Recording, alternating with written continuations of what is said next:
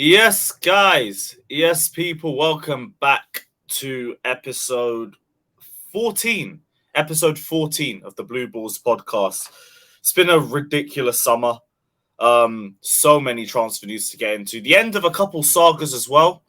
The clear out has been absolutely sensational so far. So big up to Todd Bowley, Egbali, Win Stanley, everybody in the backroom staff, because you guys have been doing your job. I haven't seen a clear out like this in years, even though we've been hyping out a clear out for the last couple years. So big up to Todd Bowley. You guys have done everything behind the scenes, but we are going to delve into all the latest news surrounding Chelsea in this podcast. So guys, if you agree or disagree with anything we say, as always, hit the like button, subscribe, comment down below, let us know all your thoughts. Check out everybody's socials, literally just the name on the title here. Everyone's channels will be in the bottom as well, so check that out too.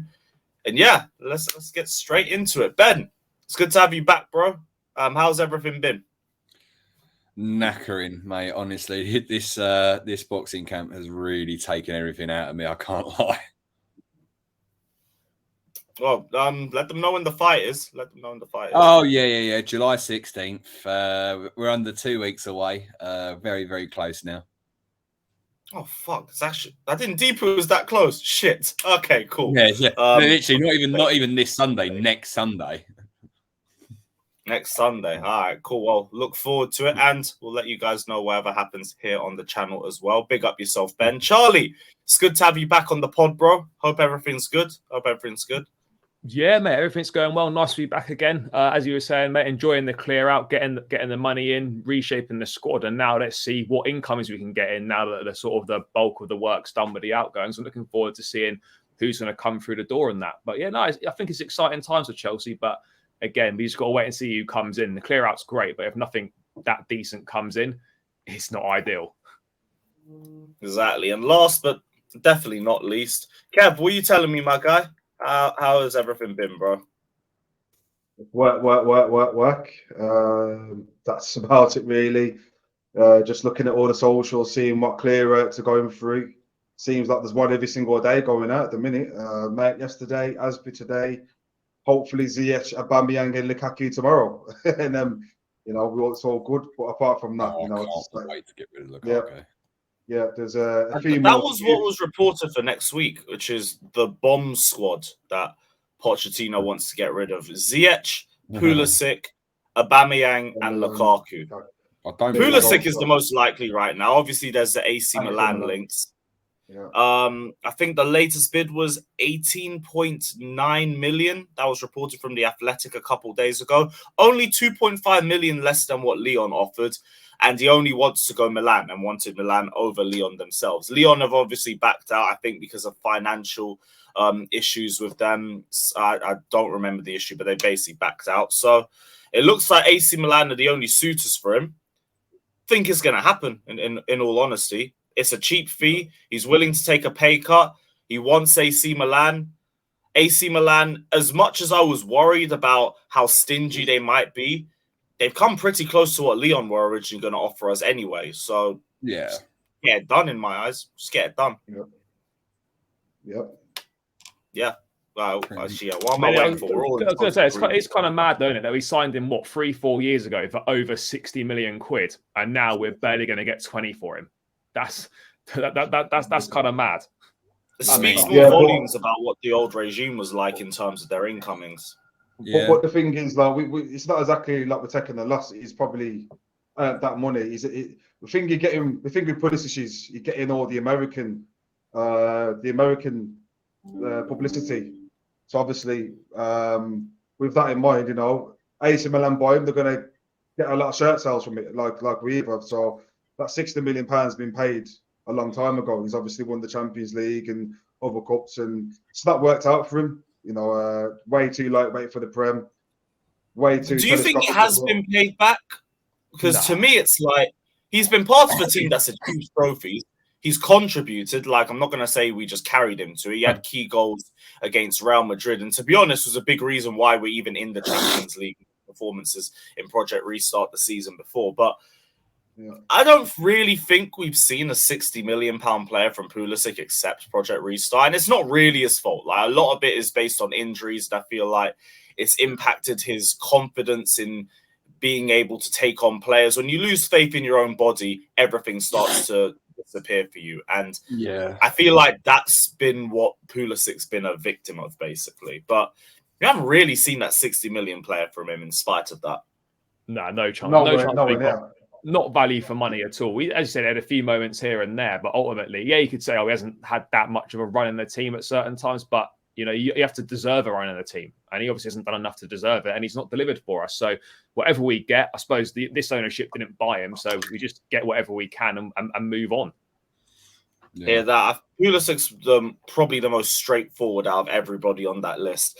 Ziyech, obviously, I think Al Nassr isn't going to happen now because of the whole medical fail. They failed the medical with, I think, a hip and a knee issue, which hopefully isn't degenerative, because if it is, then he's got a really big issue on his hands. The offer's still on the table, but they reduced his base wage by 40% because of the knee and hip issues that come up in the medical, and he doesn't want to sign that deal. But that deal's still on the table if he wants it, but he don't want it. That's worrying though to me. Like, with the amount of money that the Saudi League has had injected into them over the last couple months, Ziyech is on literally 100k a week. So if they're offering him the same wages, then they're offering him 60k a week, and they've taken 40% off based off that one injury specifically. If they can't even afford to give him 100k based off that, then that means whatever issue he has is really bad, in my opinion. And I feel like we're going to struggle to get rid of Ziyech. But that thing works in our favor as well.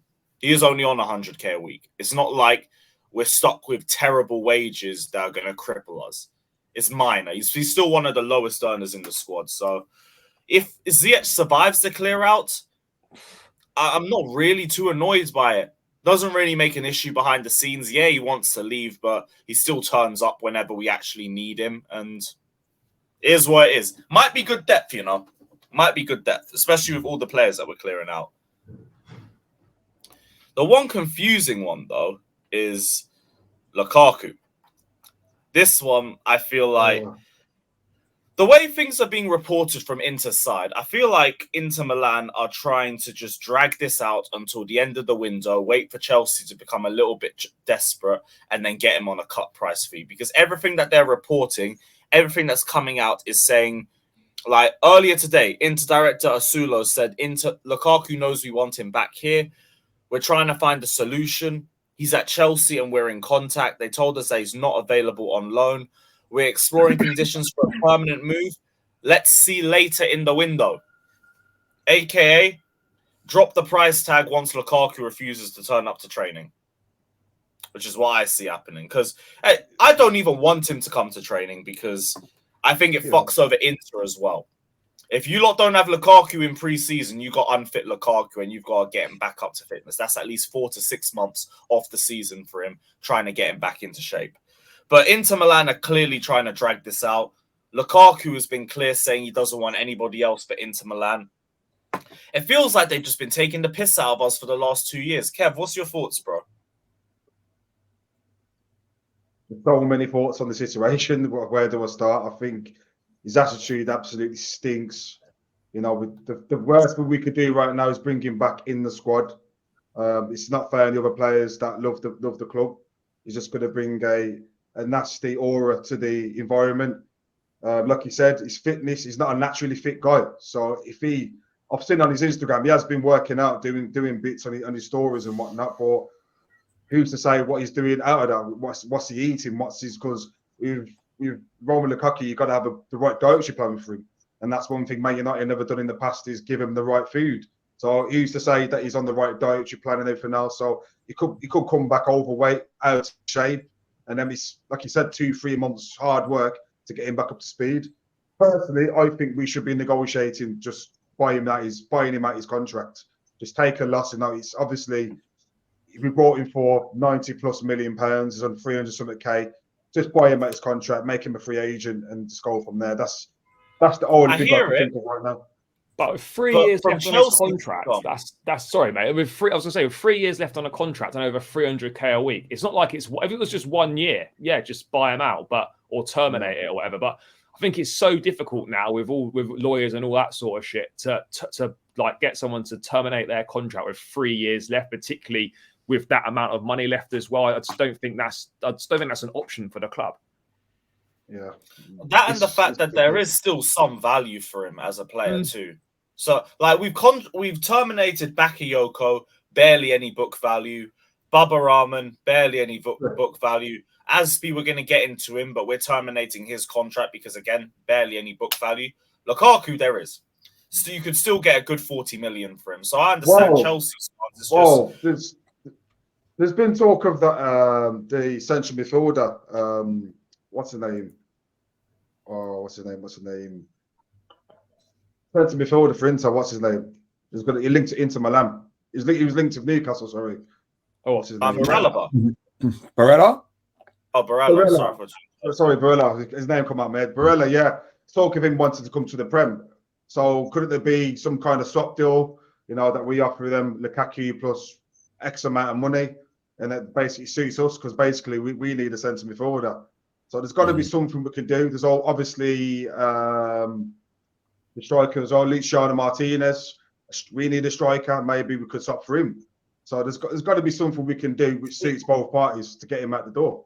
But the swap deal is just not going to happen. Like, there's a reason why these player swaps barely ever happen because there's just too much. There's just too many things that have got to be agreed with so many different parties. Like we've tried so many times to include players in deals, and it just never happens because it is. I'm not saying it's impossible, but it's bordering on an impossible, which is why you just barely ever see. I think with Lukaku though, like even if it's a loan with an obligation at the end of it, just make sure that becomes permanent the following summer if needs be. But whatever we do, we have to make sure there's like a permanent buying situation, whether it's right now or whether it's at the end of another year's loan. But ultimately, like Inter have absolutely mugged us off here. Like we paid 100 mil for a 1 year loan, and then we've just given them back to him for probably 20-30 million. We'd be lucky if we got 30 million quid for him, which is mad. But the main thing is it's resolved before pre-season because ideally we don't really want him coming back to Cobham and training. So we need to get it done. Really, well, we go to America in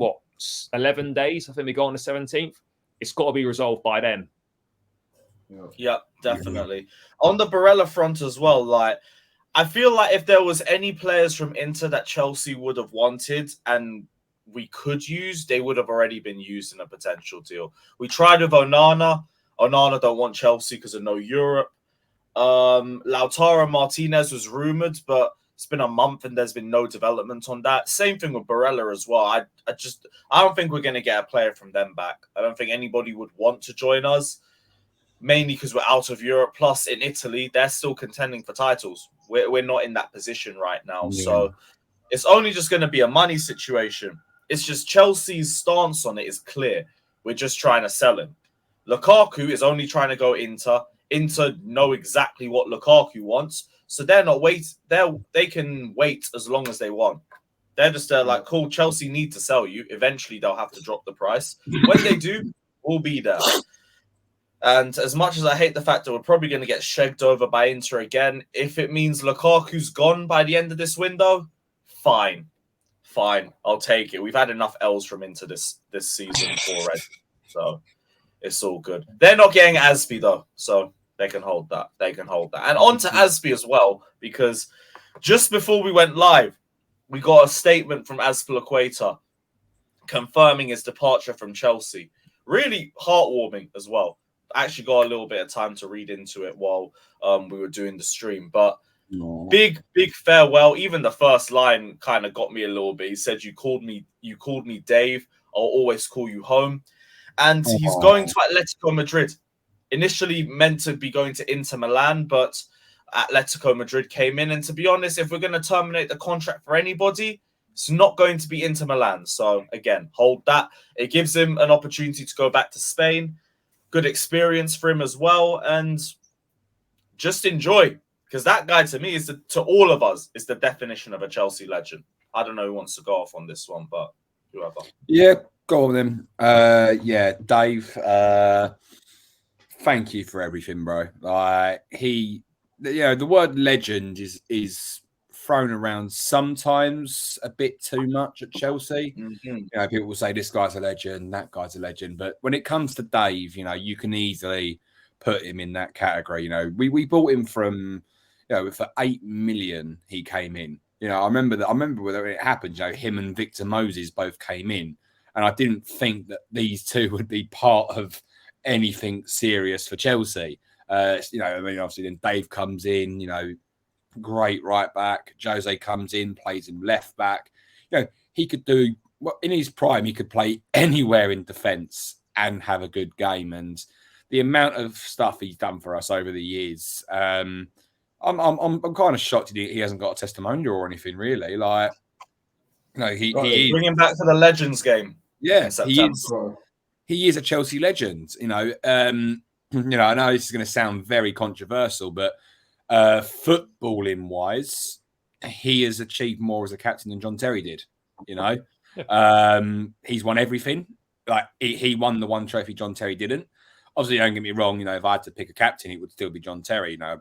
Great player, but obviously, as a captain, this man Aspi has won everything, absolutely everything. And he has actually been a very decent captain as well. Excuse me. But literally, you can't address him as anything but a legend. To be honest, the whole saga with Barcelona. He was meant to go to Barcelona last year, but with them playing around, he pulled out and did another year for Chelsea.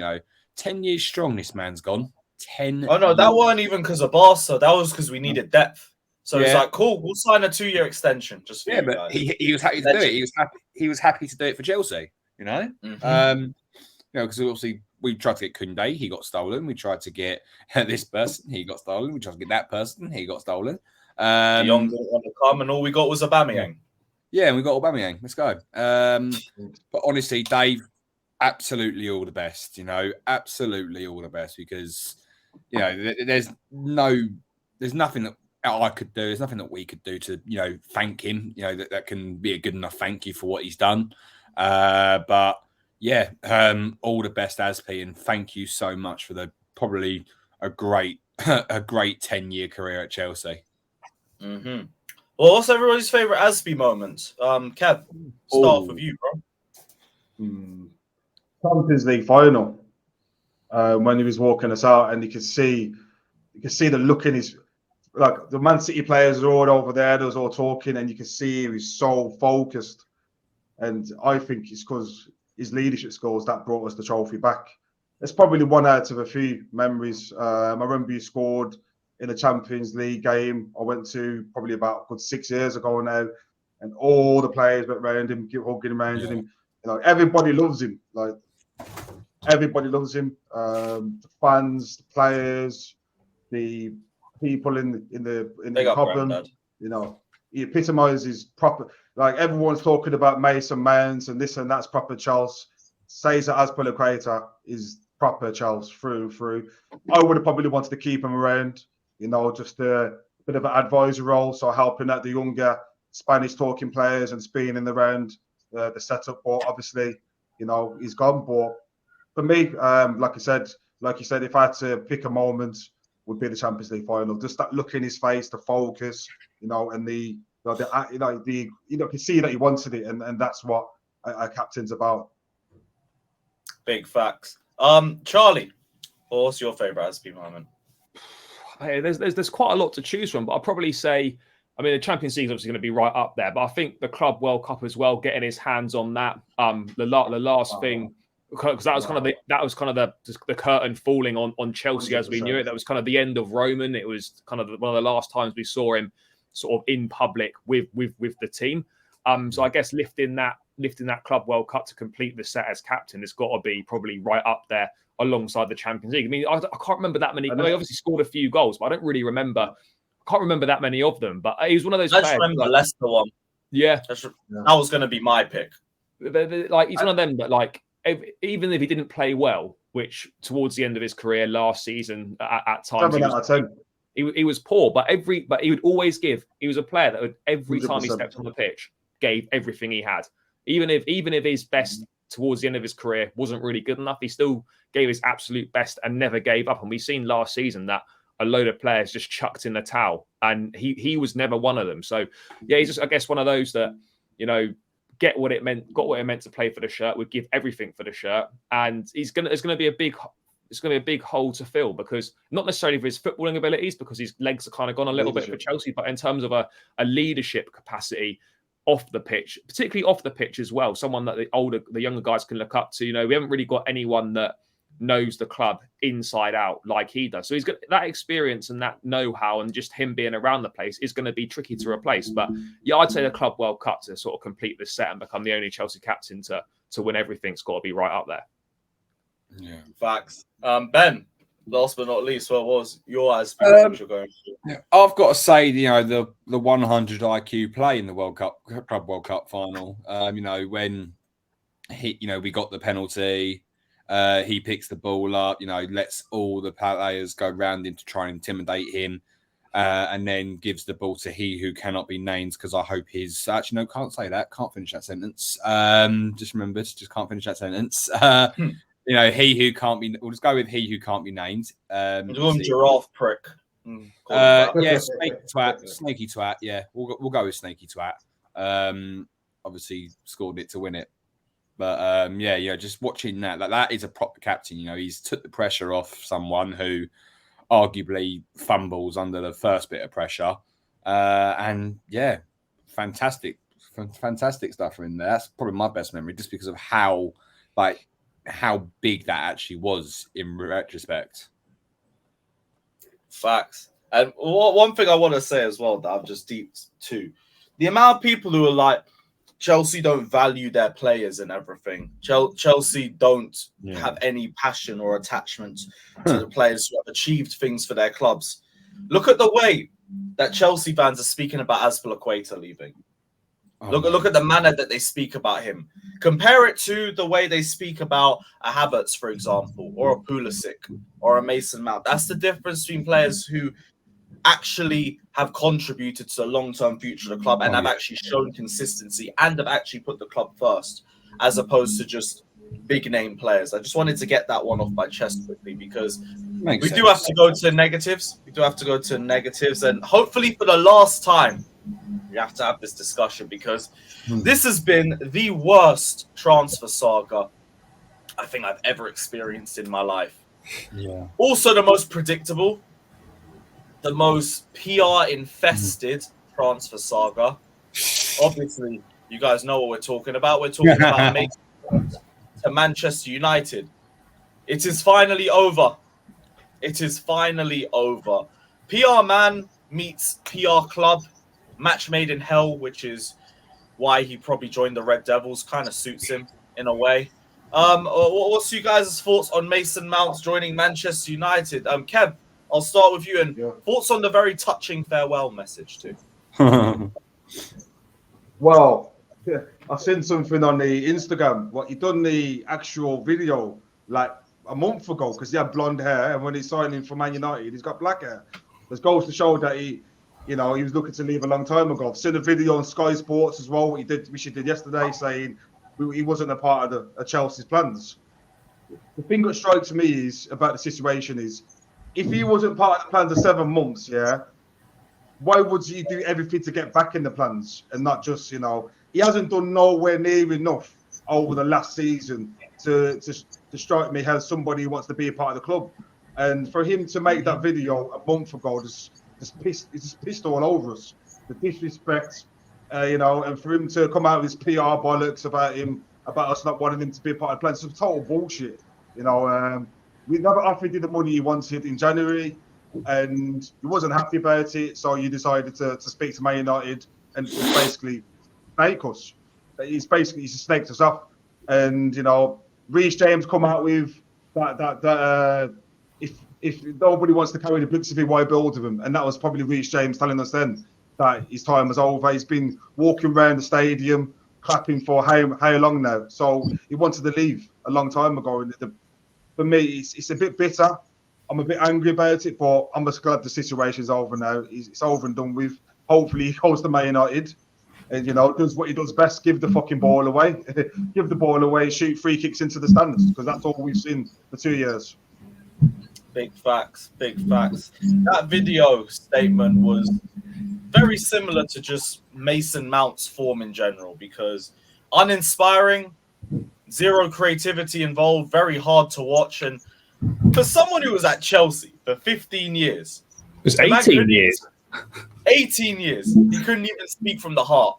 The guy said this was the funniest part of the video for me. He said, what was the quote? "You deserve more than a written statement," as he read out a written statement. And to me, that shows how deep he's into this whole PR, protect the brand and protect my image sort of thing. Because number one, we didn't need a statement, seeing as you're literally giving away the whole proper Chelsea thing to go and join Manchester United. But second of all, what made you think a video would appeal to Chelsea fans more? Because let's use Ruben as an example. Ruben didn't drop a video. Ruben dropped a statement, same as everybody else.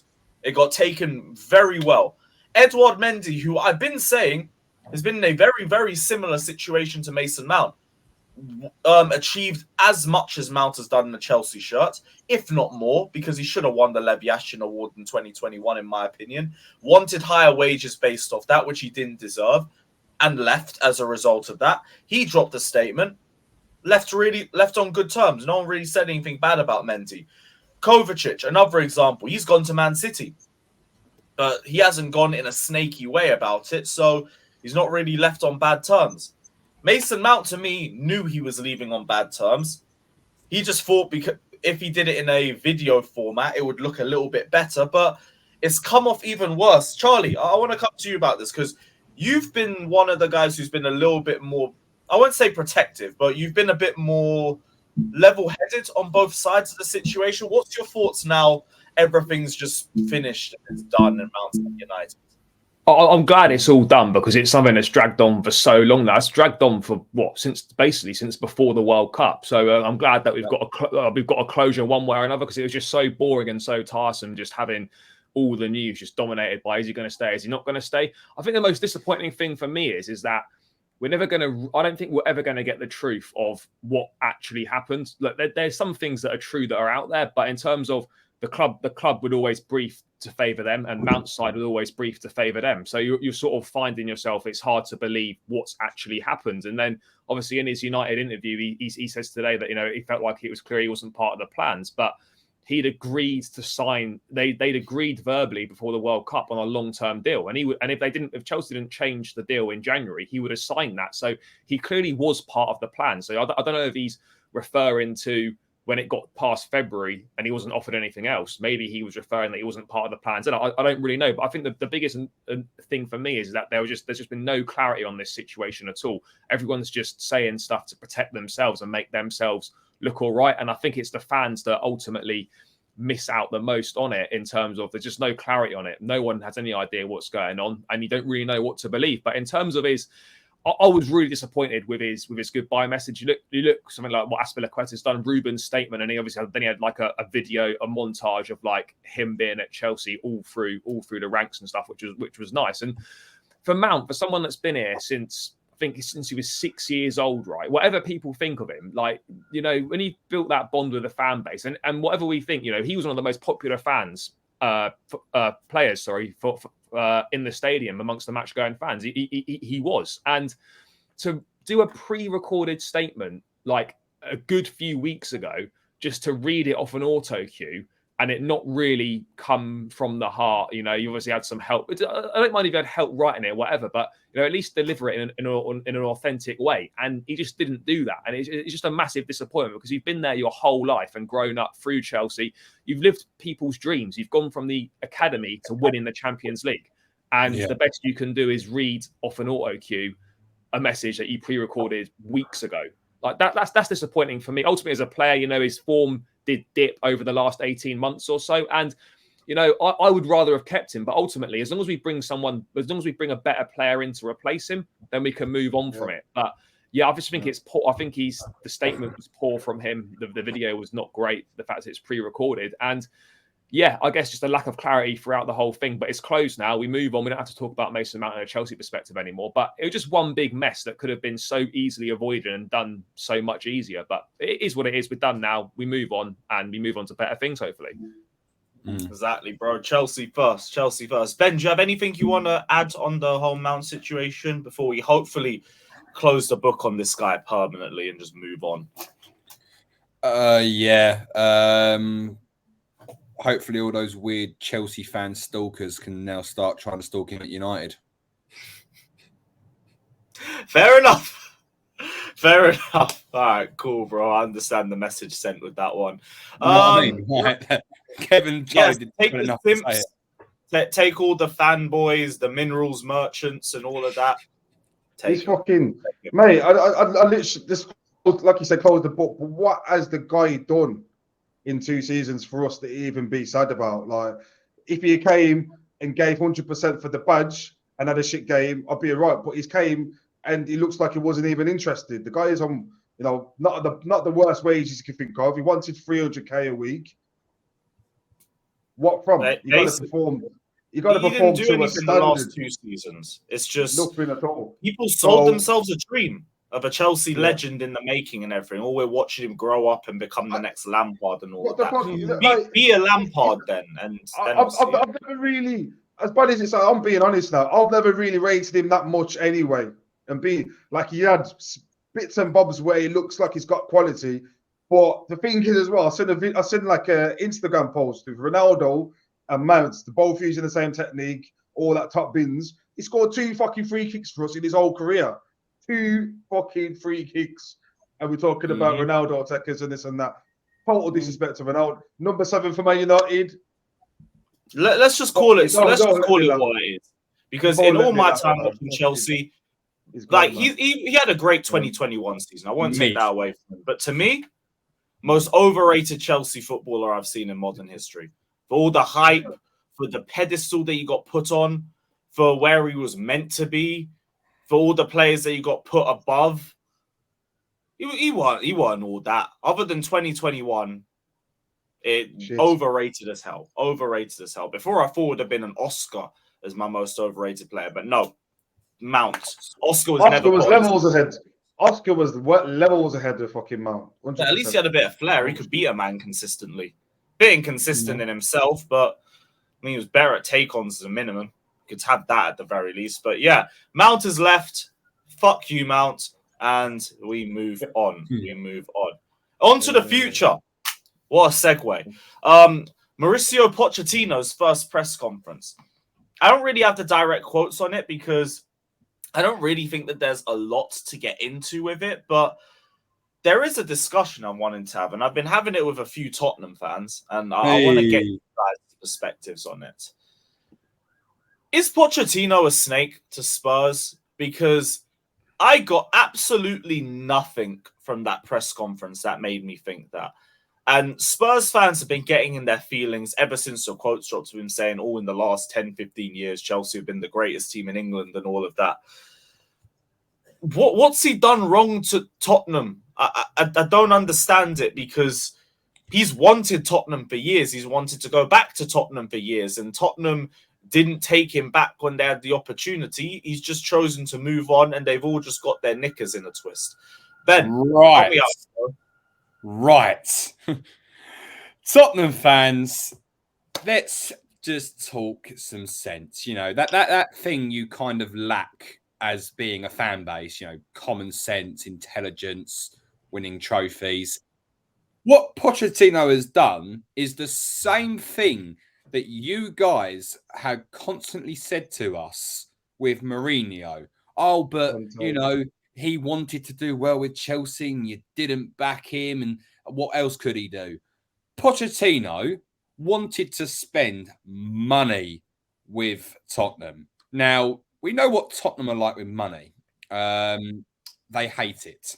They want as much as possible and want to spend as little as possible. And when they haven't backed Pochettino and he still gets them to a Champions League final, when you talk about Tottenham and Champions League finals, it's pretty much well, it's unheard of normally. And now when you do mention Tottenham in the Champions League final, it's probably the most one-sided Champions League final on the planet, if not the most boring Champions League final on the planet. But what else could Pochettino do? You know, he tried everything for Tottenham. He wanted to, you know, really, you know, sort of restructure Tottenham to become a big club. And Levy didn't want to do it. So he goes to PSG. Obviously, less said about PSG, the better, because no one's done well there, realistically. You know, a league is pretty much expected. But, you know, no one's gone even... Like, Thomas Tuchel has probably been the best manager for PSG, you know, getting them actually to the Champions League final. And then, you know, he's been rumoured to go back to Tottenham for ages. Tottenham haven't even sort of whiffed it in. You know, the man's a football manager. He needs to manage. And obviously Chelsea have come in and seen this guy's ability. And he's just, you know, he's gone to Chelsea now. Now he's pledged allegiance to the club he's working for. There is nothing snaky about, you know, Poch being at Chelsea. You know, and there's Tottenham fans saying, oh, he's a dirty traitor, oh, he's this, oh, he's that. No, he's not. He is literally just doing his job as a football manager. I'm pretty sure if Tottenham had actually come knocking, he would have gone back. But let's talk facts. He's at a better London club now. All right, everyone can laugh and say we finished 12th. You know, I had a conversation with someone yesterday. He was an Arsenal fan. So you know what I'm about to say is going to be stupid anyway. But he said that you know, he'll be lucky to finish in the top half of the table with Poch. I said, shut your fucking mouth. You know nothing about anything. Clueless bastard. Chelsea will mount a Champions League challenge with Pochettino. That's how good of a man he is. Like, he has transformed players. You know, like, you know, God forbid, this man could turn Nicholas Jackson into the next Drogba, for all you know. Poch would be a lot more respected if he just didn't have his best years at Tottenham. That's the way I see it. Yeah. That place breaks anybody down. Let's have it right. Let's go through the past managers. Let's have it right. All right, only one manager has come from Tottenham to Chelsea. Yeah. Posh. Look at all the managers that started at Chelsea and gone to Tottenham. Fucking Glenn Hoddle, Andre Villas-Boas, Jose Mourinho, Antonio Conte. And we haven't even blinked an eyelid. Like, I've just thought, get on with it, hope I'm the best. As soon as Posh comes the other way, Tottenham fans want to get on our backs talking about he's a snake and this and that. He wants to level up and win trophies. What's wrong with that? He's never had the opportunity to win the trophy. Okay, he came close to winning the trophy in the Premier League season, the Battle of the Bridge. He had that Champions League final, like Ben said, the shittest Champions League final ever. And that's it. That's the closest he's ever been. He never got backed financially. Now he's going to come to Chelsea. He's going to get backed. And he's just leveling up with his career. So if they want to get their backs up about the situation, more on them. But for us, we just get on with it. We've got a decent manager now. And I hope it works out for him. That's all I can say. I've heard it really. I'm not worried about what they've got to say. It was 5 years ago as well. It's not like he's gone directly from Spurs to Chelsea either. If he'd left Spurs and gone straight to Chelsea, you could understand a little bit more. But it's been 5 years now. Plus, as Ben was saying, they had the opportunity to get him back. They didn't even speak to him. So that's on them. He's moved on now. And at the end of the day, when you're a top manager like he is, like the top jobs, you are bound to at some point manage a rival. But it's a job, it's business, and that's it. It's simple as that. So I don't know why they're getting so annoyed. Nothing he said was incorrect. He was speaking facts. So it's just the way it is. And as Kev was saying, you know, we've had it. You know, a lot of our managers have gone from Chelsea to Spurs at some point in their career. We've had our greatest manager in Mourinho go to Tottenham. Exactly. No one's really that asked about. No one's really that asked about that. Oh well, I mean, hang on. Even one of our best players, Gustavo Poyet, went there. Okay, that broke my heart more than anything, really. But Poyet was treated like a rat for that. Yeah, he was. Yeah, he ruined his reputation with us. He scored a goal against us. Even the Mourinho thing, like, this is where the only thing where I'll understand Tottenham a little bit, because I think fans are a little bit fickle like that. When Mourinho joined Spurs and United, like, I can speak for myself and say personally, as much as I didn't like it, I understood it, and I didn't let it like tamper my thoughts on Mourinho being a Chelsea legend. But a lot of Chelsea fans turned on him, especially when he went to Tottenham after United. A lot of Chelsea fans switched. I don't. Like I said, it's not when you go to Tottenham. It's nothing to worry about. They're going there for the money, and that's it. Because they're not going to win anything there. So there's nothing Even for us to worry Spurs make about. more sense because I remember when Jose joined United, a big thing that kept popping up was that Mourinho's family was still in London and he was in a hotel in Manchester for He was living in a 2-3 hotel. seasons. Yeah. Yeah, so it was obvious his next move was going to be back to London to be with his family. Arsenal had just sacked Emery. Poch got sacked by Spurs. It was going to be one or the other. I hated seeing him in a Tottenham shirt, but I remember just telling myself, Tottenham or Arsenal, I'd rather see him in a Spurs shirt. I'll take it. It's a necessary evil to me. I would I have will to be physically ill seeing him in an Arsenal shirt. Tottenham Tottenham are in a irrelevant. Spurs shirt then. How do you Tottenham feel are about irrelevant. seeing him in a Spurs kit? Oh, I hated it, but he wasn't going to win anything there, so it wasn't. Yeah, as no, relevant. obviously, yeah. Yeah. Like, and to be honest, again, this is where Tottenham just show their amazing football genius brain. Literally, the week before a Carabao Cup final against Man City, they sacked him. Just remember that. Just deep that.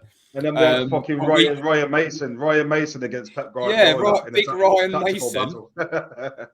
You know, I mean, the last time I saw him, you know, this isn't me taking the piss or anything. Don't worry, I do have a heart. And the last time I saw him, you know, he was the whole game when he pretty much had his career ended. Cracked his skull. Yeah, cracked the skull. Yeah, obviously that is no. I am. Mate, being in the ground for that. Yeah, that was horrible. Like that really done. Like, it was bad. Like, and that's why I just say disclaimer. I am not taking the piss out of him here. Like, I wouldn't. Like, I'm not that sort of person. But yeah, like it's weird. Like, because, well, like, why would you sack probably arguably one of the biggest managers you could have in finals right before a final with Man City? Like, everyone could have said, you know, Tottenham could have won that final if Mourinho was in charge. I'll be honest with you. I reckon Tottenham could have won that trophy.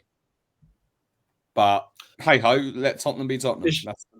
I'll be real. They were probably losing that one anyway. But it shows where their mentality is as a club. As soon as he sacked Jose a few days before a final, it's like, cool, you lying serious. You're not a serious institution. I'll never take your football club seriously again. Yep, no worries. So bad, honestly. They can hold that. Poch deserves better. They all deserve better. They are such a joke of a club, honestly. Like, I can't. Every season, it's who do I hate more, Liverpool or Tottenham? But like, come on, I know you, man. It's always Liverpool. No, Tottenham are up there. Like, honestly, I'm not even joking. Like, your car rides say something different. I will say that. I mean, yes. When I see Liverpool, I constantly boo, but I don't drive through Tottenham enough. But Tottenham are actually like, I do despise Spurs with a passion because they're constantly trying to gloat that they're a big club. The only thing big about your club is your stadium. That's it. And the fucking Eagles. Not even. Yeah. Right. One last point before we do wrap up the stream, because I want to get you guys' takes on this. This is something that's only just popped up today. The more I hear about it, the more I'm warming up to it. But Chelsea and Dybala are getting more and more links as the last day or two's gone by. There's a big Roma source that said Chelsea are asking more and more information about Dybala. Poch is a huge admirer of him, and the sirens are getting intense. Felix Johnson also reported saying, understand Dybala is a name on Chelsea's 10 list. Not an active target at this point, but was recommended by Poch as a versatile 10 option. The club like him, and he has a cheap €12 million release clause. Poch also believes Dybala would transition very well to the English game and would add experience into the squad. I know he's injury prone.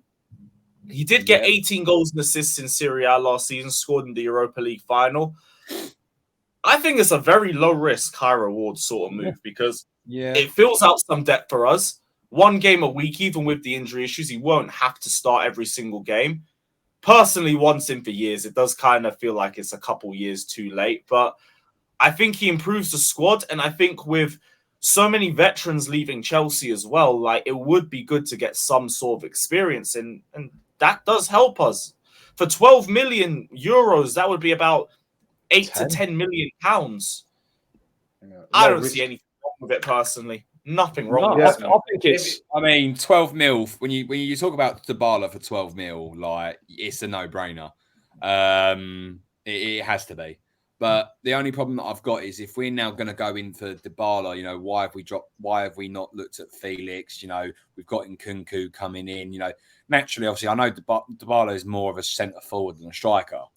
And obviously, we need a striker. But, I mean, I'm not trying to say don't go for it. I mean, 12 mil for Dybala, it's a no-brainer. It's a no-brainer. But I'm just more playing devil's advocate, if that makes sense. I just think he's a tiny bit lightweight for the Prem. I don't think he doesn't come across as a physical kind of player. I think he probably get knocked off the ball a couple of times. But when you talk about finishing, that left foot of his is a wand. And I think we need a free kick specialist. He can do free. So Nkunku and him on the free kicks will be a massive step up to from what Mason Mount was trying to do. 12 million euros. It's a still really lower risk, like you said. And experience-wise, is all is it 29, 30 now? 29 now. 29. So experience is a good thing. Maybe so. If he Argentinian, link up your Benzo, link up your Posh, maybe it's not a bad shout. But, you know, if he's anything over 20 million, 30 million, I wouldn't be interested in it. But 12 million euros, you can't go wrong, really. I think it makes sense to say 12 million euros. It's cheap release clause. The wages won't be massive. And it makes sense. Adds a little bit of experience to the squad. It adds a good rotation option in there, an experienced pro, someone that's experienced at the highest level, won big trophies in the game. And it certainly makes sense. I guess the only thing is, would he swap playing every week at Roma and European football, albeit Europa League, to come and play for Chelsea on a rotational basis? I guess that's the only thing that would be up for debate in his career. But I think from a Chelsea perspective, it's low risk, high reward. And you're not paying a big transfer fee. I don't think there's an awful lot to lose, because even if he didn't do that well, you've not exactly wasted a shed load of money on him. And I think he could be decent. So if this is genuine and it's serious, I reckon it's definitely something worth going for, considering the market and how much someone of his quality that would say be 7 or 8 years younger, you're looking at 40-50 million pounds. This could be a very good cheap alternative and a smart pickup if it's true. Let's hope it goes through. This is a move I've wanted at Chelsea for so long, so it feels like the little teenager in me playing FIFA career modes has been vindicated a little bit. But as depth, look forward to seeing that at Chelsea. Hopefully it all works out well for us. Get Dybala in, get Caicedo in, hopefully get another nine in as well, and we should have a team that is definitely ready to get top 4. I was a little bit worried about our depth, but gotta keep remembering we only have one game a week. If we have at least 18 players, we should be fine for 3 competitions. The back 4 speaks for itself usually. Figure out what we're going to do with the left back situation. Just whoever's the best one, just take it. But yeah, the back 5 speaks for itself. Midfield will probably be Caicedo and Enzo. Nkunku as a 10. Get a striker, Mudryk, Madueke. I think, to me, that's a team that's good enough to finish top 4 if players develop. I still think we need Caicedo. I think we need one more in there, Lavia or another holding midfielder in there, just as backup. I feel like they're trying to get. I feel like they want to sound out Andre Santos on pre-season though. He might be our DM replacement. He's going to Porto apparently. But I still think we need another centre mid. We can't say probably another striker. You know, I think we're good money. Good money. I personally, what I'd do, the smart thing to do right now is probably just go for Tony. And obviously, we know that he's got his ban, but let's get him in now on like a pre-contractual agreement. And then when his ban's done, we've got a striker which is going to come in and get you 20 goals after. I think that was my main target as a striker personally. He's got 20 goals last season for Brentford.